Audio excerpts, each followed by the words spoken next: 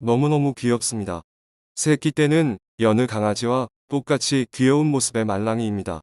하지만 성체가 되면 몸무게 100kg, 달리기 최고 속도 시속 56km, 무는 힘은 337kg, 표범보다 강하고 아성체 사자와 맞먹는 수준으로 성장합니다. 나필이 누가 키웠냐? 늑대 잡는 게 터키의 국견 칸갈입니다. 먼저 이름 이야기부터 시작하겠습니다. 칸갈은 시바스의 칸갈 지역에서 이름을 따왔는데요.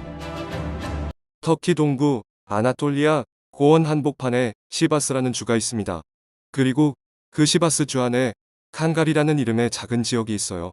바로 이 지역의 이름이 그대로 견종 이름이 된 겁니다.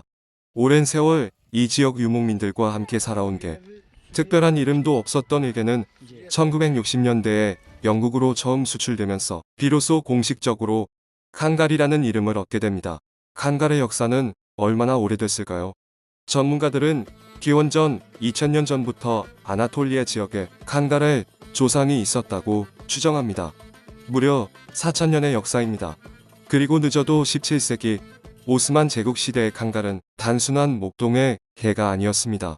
오스만 제국 역사 연구자들에 따르면 술탄의 명령으로 체계적으로 길러졌고 오스만 제국의 정예 보병 부대인 예니체리가 군사적 목적으로 칸갈을 활용했다는 기록이 있습니다.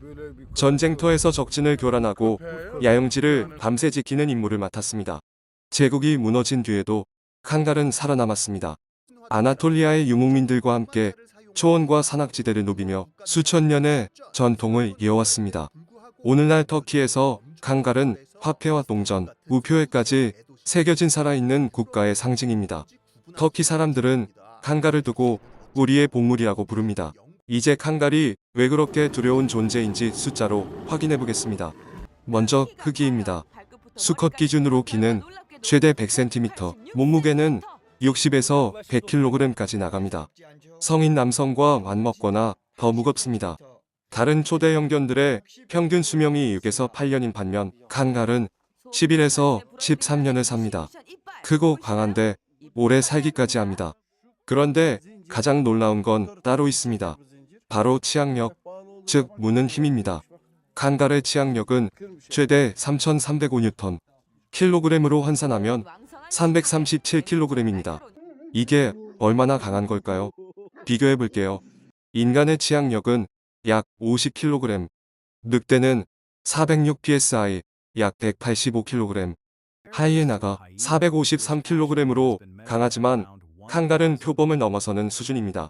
심지어 아직 다 자라지 않은 아성체 사자와도 비슷한 수치를 보입니다. 단순히 무는 힘만 강한 게 아닙니다. 그 힘을 버텨주는 이빨도 엄청나게 튼튼합니다. 통뼈를 그냥 씹어 삼킨다는 기록이 있을 정도입니다. 달리기 속도도 놀랍습니다. 일반 개의 평균 달리기 속도가 시속 30km인데 칸갈은 최대 시속 56km로 달릴 수 있습니다. 몸이 커서 느릴 것 같다는 선입견과 달리 매우 날렵하고 민첩한 체형을 가지고 있습니다. 그렇다면 실제로 칸갈이 늑대를 이길 수 있을까요? 터키 아나톨리아 지역에는 유라시아 늑대가 서식합니다. 덩치가 칸갈에 어금갈 정도로 큰 늑대들입니다. 칸갈과 늑대의 대치 상황은 실제로 자주 일어납니다. 양떼를 노리고 접근하는 늑대와 이를 막아서는 칸갈. 대부분의 경우 늑대가 먼저 물러납니다. 단순한 힘의 차이 때문만은 아닙니다. 칸갈은 양떼를 지키는 상황에서 극도로 각성된 상태가 됩니다. 방어 본능이 최대치로 발동되는 순간 칸갈은 어떤 상대도 두려워하지 않습니다. 심지어 곰과 대치한 기록도 있습니다. 시리아 불곰이 가축을 노리고 접근했을 때 칸갈이 막아선 사례가 보고되었습니다. 터키 유목민들이 수천 년 동안 칸갈 없이는 양을 칠 수 없다고 말한 데는 이유가 있었습니다. 거나 하는데 이 녀석은 좀 덩치도 그렇지만 좀 느낌이 달라요. 조용히 일해요. 칸갈이 일하는 방식은 다른 목양견과 전혀 다릅니다. 보더콜리처럼 양을 몰거나 방향을 이끄는 게 아닙니다. 칸갈은 그냥 양떼 안에 들어가 삽니다. 태어나면서부터 양들과 함께 자랍니다. 양떼가 곧 칸갈의 가족입니다. 그래서 누가 지시하지 않아도 스스로 판단하고 스스로 지킵니다. 유목민들은 칸갈의 목에 뾰족한 쇠, 스파이크가 달린 목걸이를 채웁니다. 늑대가 목을 물어뜯는 공격을 막기 위한 방어구입니다. 수백 년 전부터 이어져 온 전통입니다. 칸갈은 현재 터키와 이란 서부, 호주에서도 가축을 지키는 경비견으로 활동하고 있습니다. 특히 호주에서는 딩고와 여우로부터 양을 보호하는 데 탁월한 성과를 거두고 있습니다. 더 놀라운 사례도 있습니다.